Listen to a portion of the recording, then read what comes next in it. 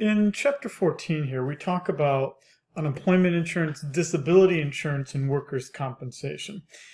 In the United States, at least, most of this did not emerge until the Great Depression. Before that, some states, probably the most progressive states being like New York State and whatnot, did have some plans. But for the most part, this was all pretty non-existent, and it just kind of reflected the general idea that public charity um, shouldn't really exist, that it should be a private choice to accept it, and that generally one should not.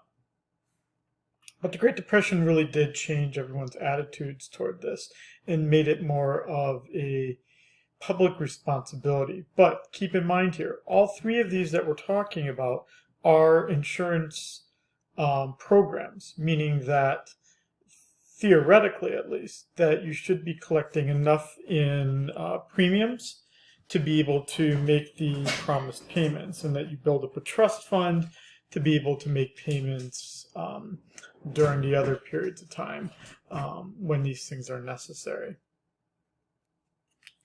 And probably the best example of where we had when this did not happen, although it's not necessarily because the programs are badly designed, it's just that they weren't designed for catastrophic events like the COVID-19 pandemic. And specifically that the unemployment rate was so high so quickly that it drained most states' entire trust funds, as well as limited their ability to even process all of the claims that were being made, because they relied on a bit more antiquated technology. Additionally, the period of time that one was supposed to get it was so short, given that we didn't have a vaccine for it yet, for COVID yet, that there was no reasonable expectation that people would be able to find employment again in 6 months. Thus, the federal government had to intervene and both make the program, the unemployment insurance program, more generous, but it also had to provide loans as well as to states that didn't have enough money to make all the claims. And so that's what we saw here with the CARES Act. It's that people got a guarantee of $600 per week, plus the original amount that they were promised, and that they were promised it for a longer period of time. It didn't last very long. Eventually, it had to be renewed, and eventually Republicans, not making political here, but it was Republicans generally who thought that people shouldn't be disincentivized to be looking for work, and just called for the program to return to its original roots. Now, all three of these, unemployment insurance, disability insurance, workers' compensation, they are social insurance programs, meaning that what they do is they aid in consumption smoothing. They, in general, have the issues that face all insurance programs of moral hazard, but because it's a mandatory system, it does avoid the problem that insurance sometimes faces of adverse selection. So, unemployment insurance, it's required by federal law, but states get to decide how they're going to do it. In some states, I used to live in the state of Pennsylvania, and I would see a deduction on every other paycheck, or on each paycheck, but I was paid every other week, on each paycheck, and I paid a percentage of my income as an unemployment insurance tax. Here in Hawaii, I'm not, I don't see that deduction on my account, but again, in some states,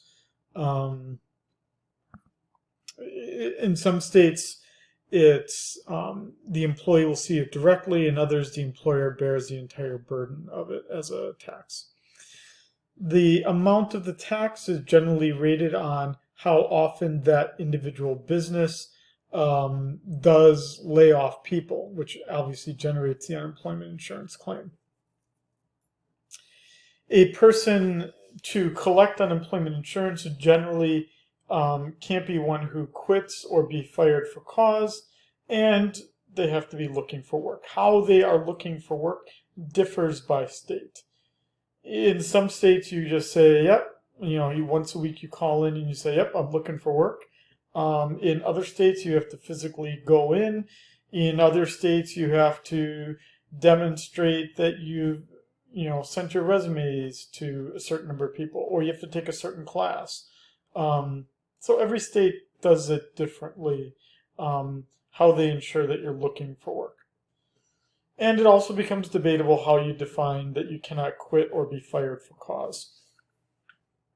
Just as a personal experience, I've worked with people that were incredibly bad employees, were essentially fired for a cause, but as part of their package in getting them to voluntarily agree to leave, they were allowed to file for unemployment insurance. I've seen lots of different things in the real world.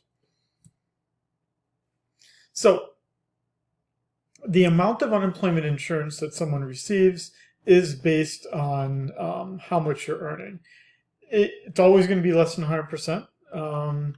It would make sense as I'm reading this that it's the highest in Pennsylvania, because again, I remember that the tax amount in Pennsylvania, I think, was 1% of my salary. So that's quite a bit that I was taxed at. And as well, you see this variation again in Alaska. A person has to choose whether they're going to file for unemployment or not. It's not automatic. So again, I can tell you with personal experience, having worked in jobs that were seasonal, and again, what I'm about to tell you, I don't think is entirely legal, but it's what happened. It's that in the seasonal job, right, you'd be laid off essentially when the cooler weather would return, which would then give you that right to file for unemployment insurance. But it was generally understood among the employees that if you filed for unemployment insurance, you would not be asked back again in spring when the weather warmed up. But again, the idea is that as you take the average of how long you've been working and what your highest quarter was, and that you earn then a percentage of that. Here we see this example for the state of Michigan, where unemployment insurance in this case doesn't kick in. Sometimes too, some states will delay.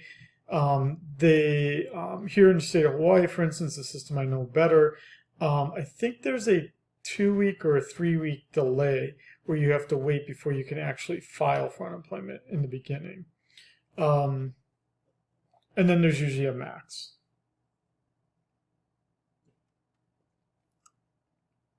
This is different than disability insurance and workers' compensation.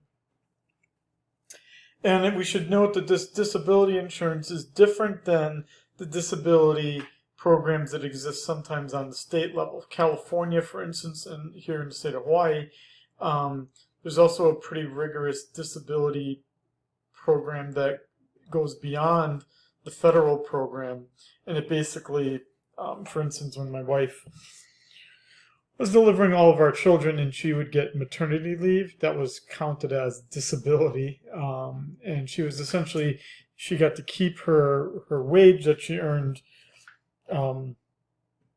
during, in a normal typical week, but it was paid not out of the firm's payroll account, but rather out of disability insurance at the private level. Disability insurance here, though, as it's referred to here, would be the federal program. So that would mean that, for instance, if I'm injured and I can't work anymore, whether I'm injured at work or not, let's say I fell off a ladder at home and I couldn't come back to work. the Social Security through the, this is called DI, if you remember this from the previous chapter. This is a fully funded part of the system right now. Disability insurance would basically give me a set amount every month. Not enough to make things okay, but enough to make things a little bit better than they otherwise were. And then workers' compensation, this one you may have encountered even personally, even if you haven't encountered the others. This would be that if you injure yourself at work, that workers' compensation basically pays your medical bills and the wages that you don't receive while you're out of work because of an injury that happened on the job. Again, you see these differences per week. I guess Hawaii gets a lot of love here. Oh man, look at this. Jeez. Well,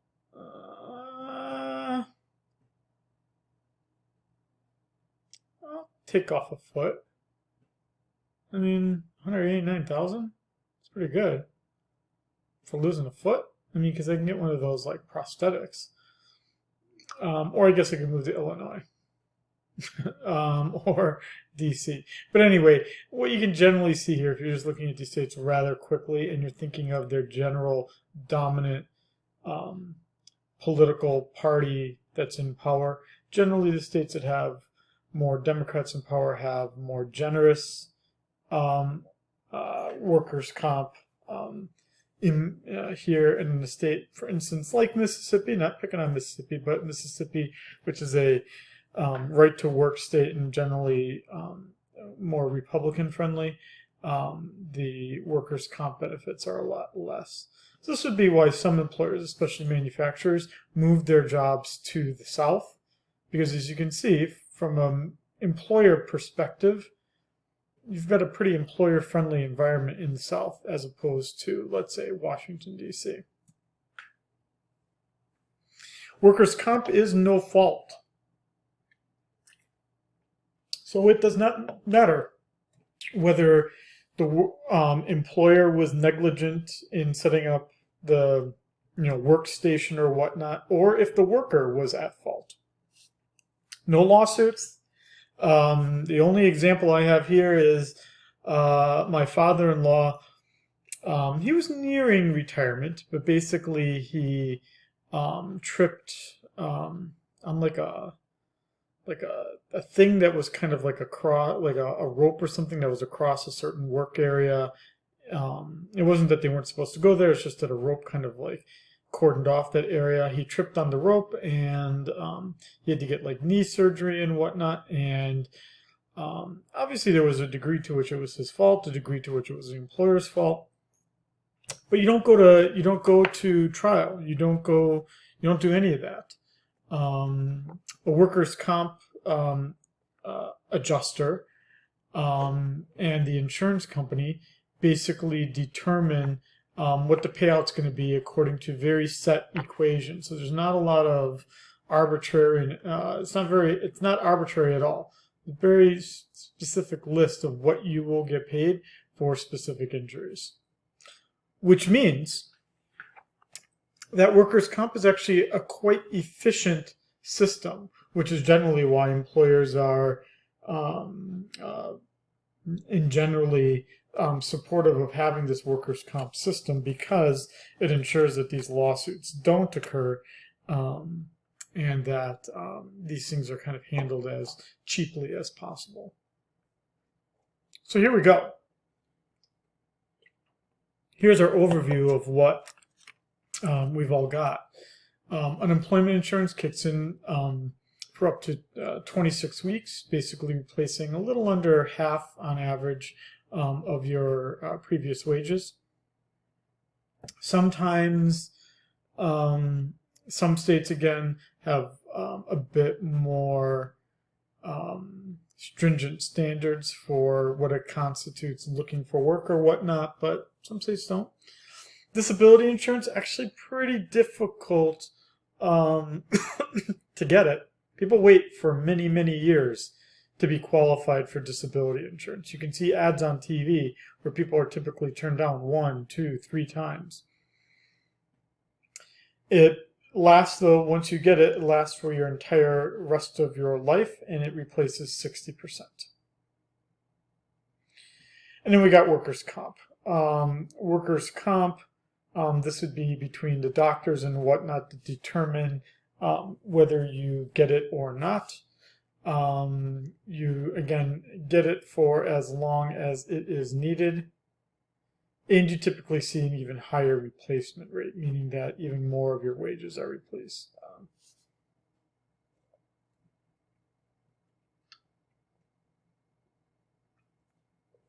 In Europe, what we typically see here, and I don't typically do these applications, but this one's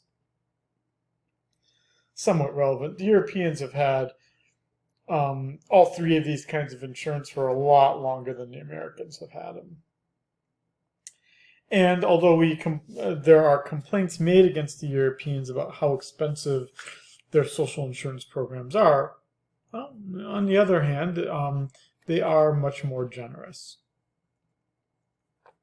And we can see that here. That the replacement rate, you might not, even in Sweden, which they're pretty cheap, I guess, comparatively speaking, you still get it for nearly a year. Spain, for 2 years. And then it looks like you've got 5 years for the Austrians and the Belgians. It makes what little we have in the United States, not only are we replacing less, but we're replacing it for less time. Now, that's a choice we've made in the United States, right? It means that employer costs are a lot cheaper, but that doesn't mean that, there's certain jobs that have to get done in Spain. The problem with these systems for Western Europe is that employers are going to face a pretty strong incentive to not hire workers on the books and to basically pay workers with cash to avoid paying the pretty significant social insurance premiums. Now, we do actually see by this author, a study that he did in 97, is that we tend to see the fact that, it's not entirely clear how much these insurance programs really smooth out consumption.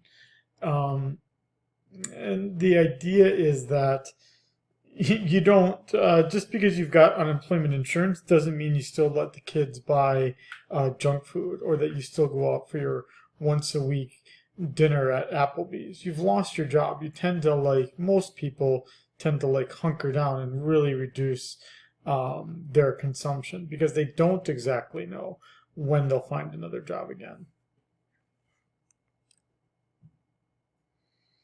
And that what we also see too is that,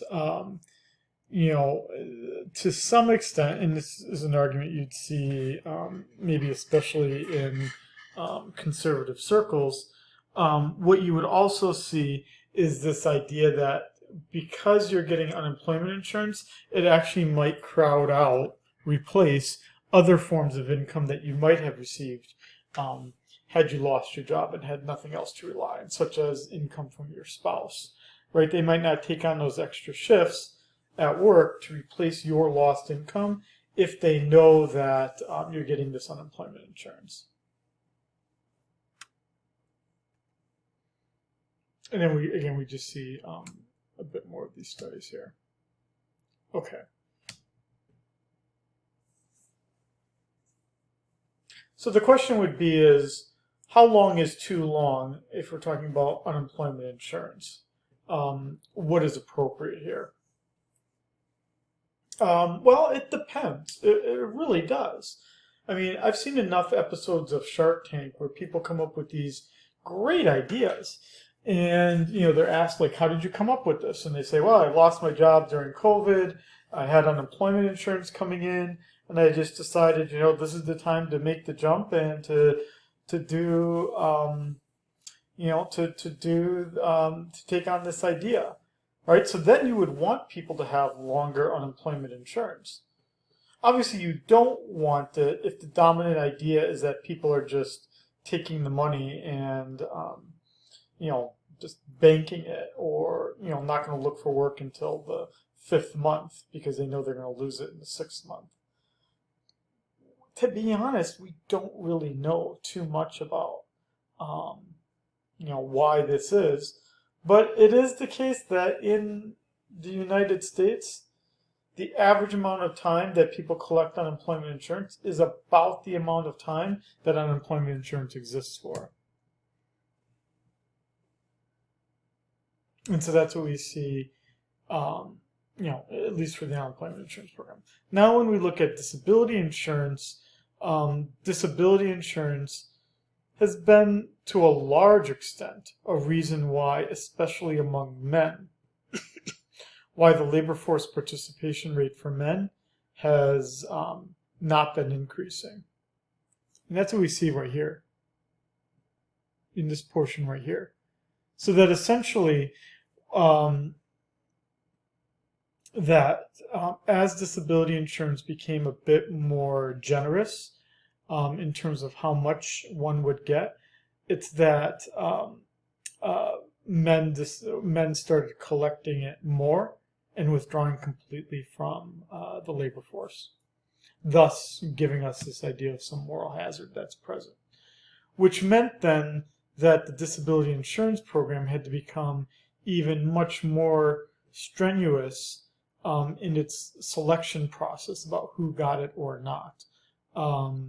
And that essentially when people got denied disability insurance, that people would in some places just look for work, just work that they were capable of still doing with their disability.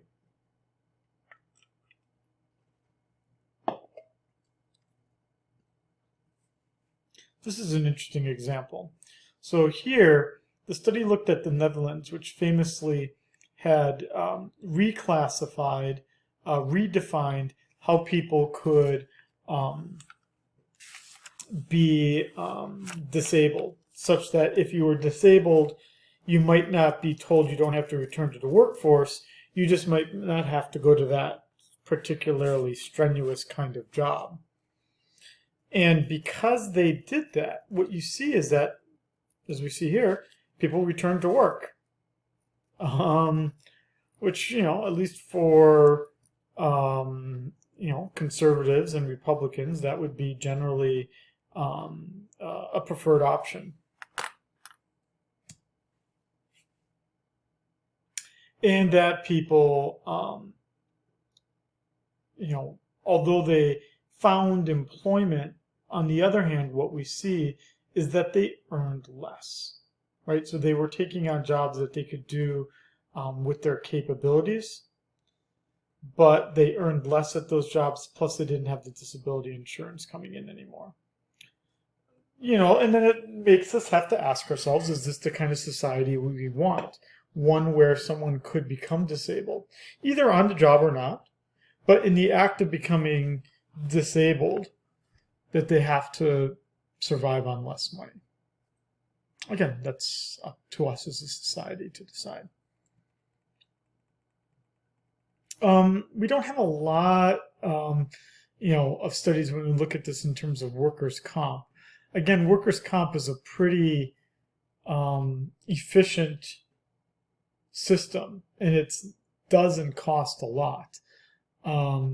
Yes, again, people can intentionally injure themselves, and they would still get workers' comp.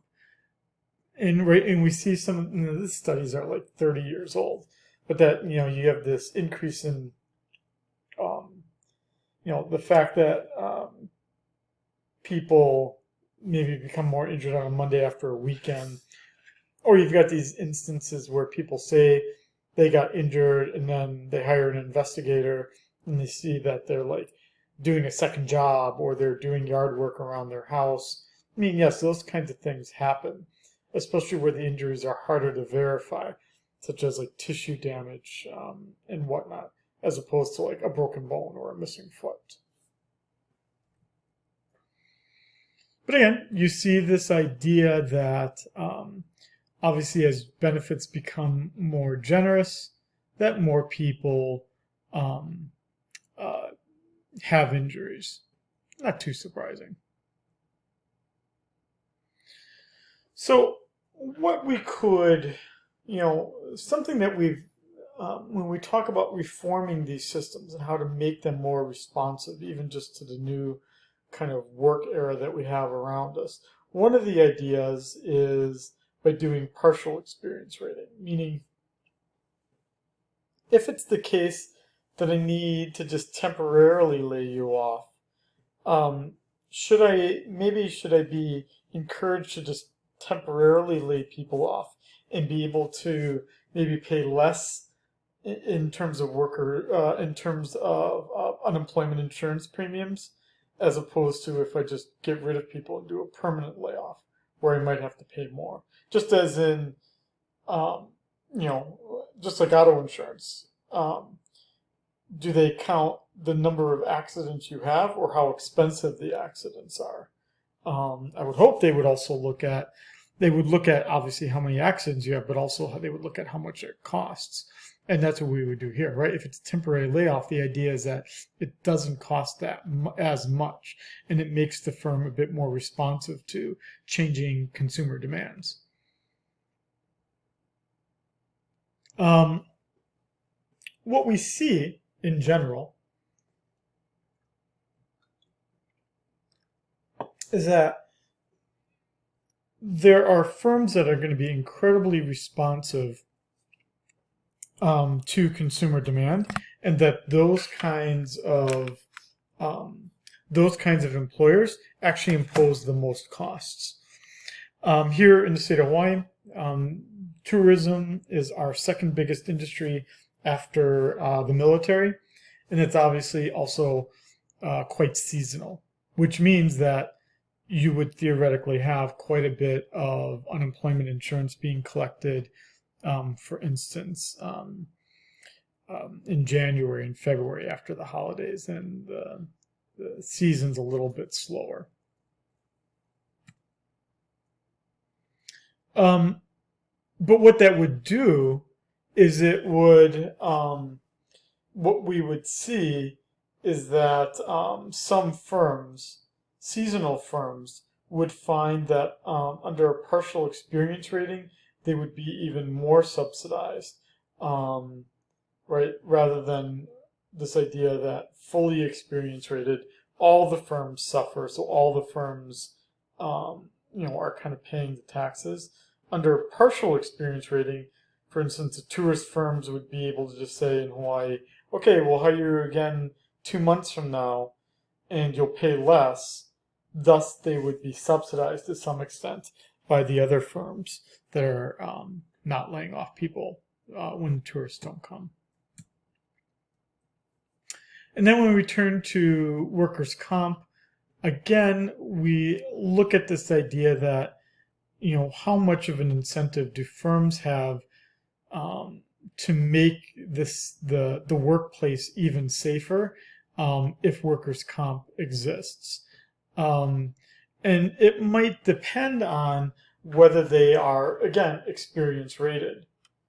So what sometimes happens in some states where this is the workers' comp comes from insurance policies that the company is forced to buy, is that insurance company would then come to the workplace and make sure that things are safe, or they would invest in the safety equipment that's needed in the firm to make it less likely that claims are going to be brought on. Give basically the insurance companies an incentive to make it a safer workplace. And then you could look at other things too. For instance, you could look at how generous the benefits are, and that workers' comp is pretty generous, and that maybe we need to think about how do we even transition people from workers' comp, for instance, to disability insurance, to even unemployment insurance, different programs that might meet why the injury itself had started. Now, you could do this, right? I mean, the unemployment insurance system that we have, as well as disability insurance, as well as workers' comp. I mean, as a worker, me, myself, I don't really think much about it, right? I pay my tax, as do all of us, and essentially the government figures it out. I mean, honestly, I don't think much about it. I know how the system works, I know how it runs, but I don't give it a great deal of thought. But the problem is that, again, when these claims are made, that the claims could be made that where you have lots of individuals all claiming it at the same time, thus causing the system to collapse. Maybe we should tell people, buy your own insurance out there. I guess that's a reform. I'm just not sure the insurance infrastructure that we have right now is really adequately set up for that. And so here's what we see here, right? Again, historically unprecedented spike on that March 21st date. That would just be right after President Trump at that time had basically closed the economy down. And you saw that huge jump in claims. We know that it's pretty effective even at that point because people are going to be spending that money. Even though the economy is shutting down, people will be buying food and whatnot. But again, what we see is that as the weeks go on, right, perhaps the unemployment, even though it could last for 9 months to even up to a year, it wasn't needed for as long as perhaps it was available.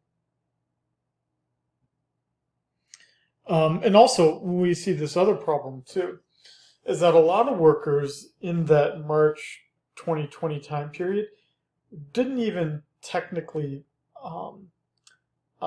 qualify for it because they were these gig workers, right? Like Uber Eats, DoorDash, Etsy, OnlyFans workers, or whatever. As gig workers, they don't typically pay any of those taxes that we pay in traditional jobs. Because there were so many of these workers that were obviously going to lose their jobs, the federal government intervened and allowed these workers to get it, even though typically they wouldn't be eligible. But we didn't fix the system permanently. So these workers are still out there not paying these taxes, but also not able to enjoy these protections if something bad happens to them. And so what we see here is that, as little as the system that we have in the United States for these social insurance programs, they do serve an important role in smoothing consumption. But because they are insurance programs, they do have pretty significant moral hazard implications. And that's why, generally speaking, the government provides this form of insurance, because not very many standard private insurance companies would take on this kind of moral hazard risk that comes with this insurance. All of these programs do need to be reformed, but I don't hear anyone talking about it.